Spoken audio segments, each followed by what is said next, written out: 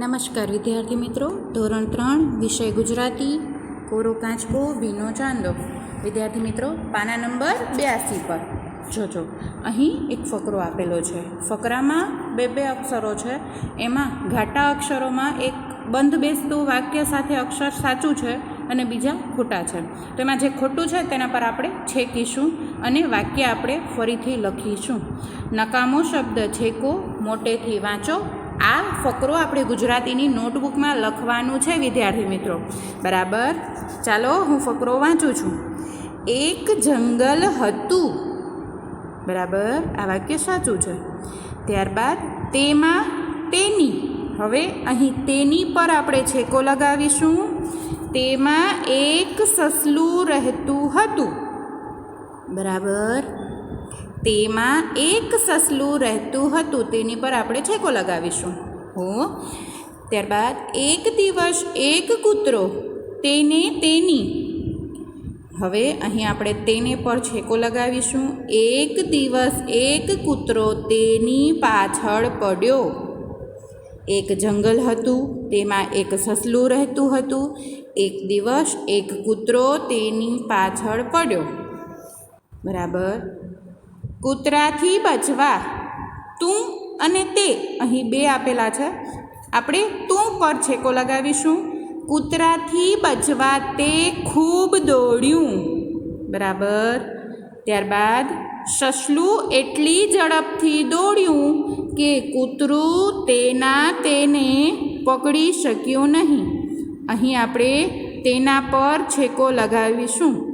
સસલું એટલું ઝડપથી દોડ્યું કે કૂતરું તેને પકડી શક્યું નહીં. તેના પર આપણે છેકો લગાવીશું. બરાબર, છેવટે હાંફીને કૂતરું બેસી ગયું.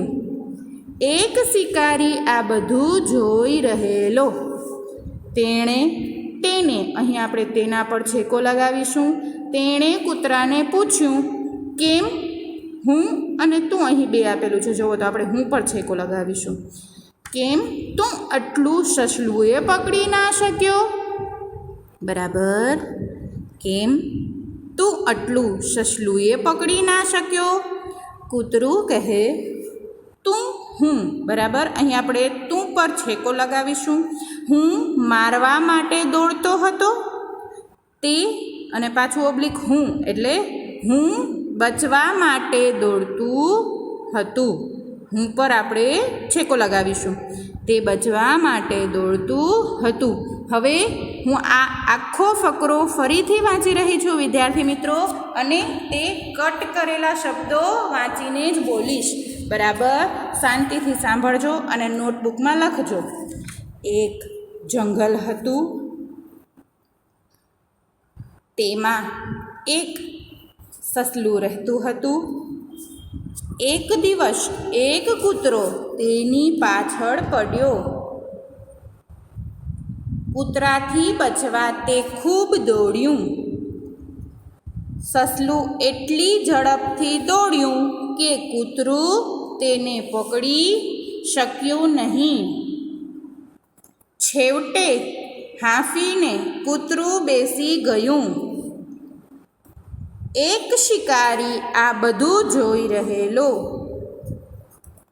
તેણે કૂતરાને પૂછ્યું, કેમ તું આટલું સસલુંએ પકડી ના શક્યો. કૂતરું કહે, હું મારવા માટે દોડતો હતો. તે બચવા માટે દોડતું હતું.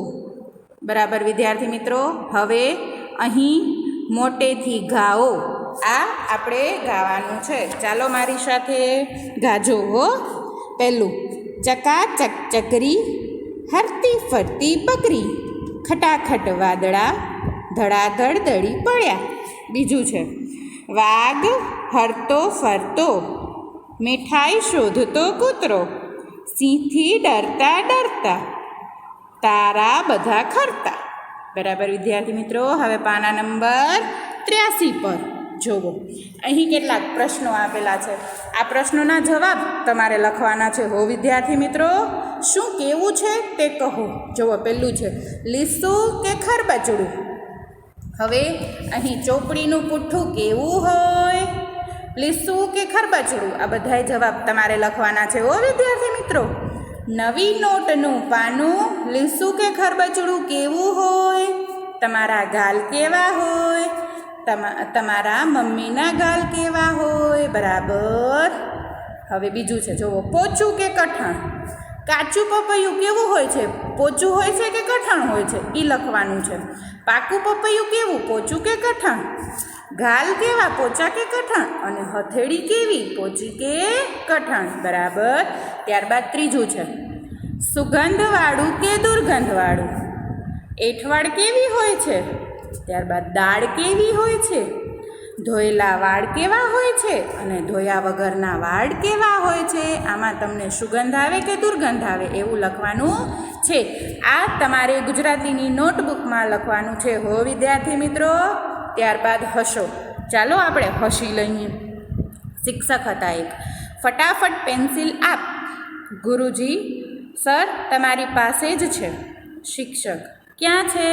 ગુરુ કહે છે, તમારા કાન પર. શિક્ષક, ઉતાવળ છે, જલ્દી બોલ, કયા કાન પર છે? બરાબર વિદ્યાર્થી મિત્રો. અસ્તુ વિદ્યાર્થી મિત્રો.